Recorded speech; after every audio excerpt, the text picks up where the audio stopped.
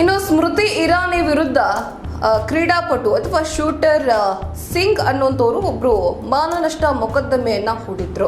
ಸ್ಮೃತಿ ಇರಾನಿ ವಿರುದ್ಧ ಕ್ರೀಡಾಪಟು ಒಬ್ಬರು ಸಿಂಗ್ ಅನ್ನುವಂಥವ್ರು ಅಥವಾ ವರ್ತಿಕಾ ಸಿಂಗ್ ಅನ್ನುವಂಥವ್ರು ಮಾನನಷ್ಟ ಮೊಕದ್ದಮೆಯನ್ನ ಹೂಡಿದ್ರು. ಜನಪ್ರತಿನಿಧಿಗಳ ನ್ಯಾಯಾಲಯ ಅಂತ ಏನಿರುತ್ತೆ, ಸಂಸದ ಮತ್ತು ಶಾಸಕರ ನ್ಯಾಯಾಲಯ ಅಂತ ಏನಿರುತ್ತೆ, ಅಲ್ಲಿ ಈ ಒಂದು ಮೊಕದ್ದಮೆಯನ್ನ ಹೂಡಿದ್ರು. ಅಲ್ಲಿ ಆ ಅರ್ಜಿ ವಜಾಗೊಂಡಿತ್ತು. ಇನ್ನು ಇದನ್ನ ಪ್ರಶ್ನಿಸಿದಂತಹ ವರ್ತಿಕಾ ಸಿಂಗ್ ರವರು ಹೈಕೋರ್ಟ್ ನಲ್ಲಿಯೂ ಕೂಡ ಪ್ರಶ್ನೆ ಮಾಡಿದ್ರು. ಈ ಒಂದು ತೀರ್ಪನ್ನ ಪ್ರಶ್ನೆ ಮಾಡಿ ಅಲ್ಲಿ ನನಗೆ ಇದ್ರ ಬಗ್ಗೆ ಕ್ಲಾರಿಟಿ ಬೇಕು ಅಥವಾ ಯಾಕೆ ಅದನ್ನ ವಜಾಗೊಳಿಸಲಾಗಿದೆ ಅಂತ ಪ್ರಶ್ನೆ ಮಾಡಿ ಅರ್ಜಿ ಸಲ್ಲಿಸಿದ್ರು. ಇದೀಗ ಹೈಕೋರ್ಟ್ ಕೂಡ ಅದಕ್ಕೆ ಉತ್ತರವನ್ನ ಕೊಟ್ಟಿದೆ. ಏನಂತ, ಯಾರ್ದೋ ಒಬ್ಬರ ಬಗ್ಗೆ ಹೇಳಿಕೆಯನ್ನ ಕೊಟ್ರೆ ಮಾಧ್ಯಮದವರು ಕೇಳಿದಂತಹ ಪ್ರಶ್ನೆಗೆ ಸ್ಮೃತಿ ಇರಾನಿ ಅವರು ಉತ್ತರವನ್ನ ಕೊಟ್ಟಿದ್ದಾರೆ. ಒಂದು ಪಕ್ಷದ ಬಗ್ಗೆ ಅಥವಾ ಗಾಂಧಿ ಕುಟುಂಬದ ಬಗ್ಗೆ ಅವರು ಮಾತನಾಡಿದ್ರು. ಹೀಗಾಗಿ ಆ ಮಾತು ಇವ್ರಿಗೆ ಹಿಡಿಸಿಲ್ಲ ಅನ್ನೋ ಕಾರಣದಿಂದಾಗಿ ಮಾನನಷ್ಟ ಮೊಕದ್ದಮೆಯನ್ನ ಹಾಕಿದ್ರು. ಆ ಮಾನನಷ್ಟ ಮೊಕದ್ದಮೆಯ ಕೇಸ್ ಏನಿತ್ತು ತುಂಬಾ ಸ್ಟ್ರಾಂಗ್ ಆಗಿರ್ಲಿಲ್ಲ, ಅಥವಾ ಸ್ಮೃತಿ ಇರಾನಿ ಅವರು ಮಾನನಷ್ಟ ಮೊಕದ್ದಮೆಯನ್ನ ಎದುರಿಸುವಷ್ಟು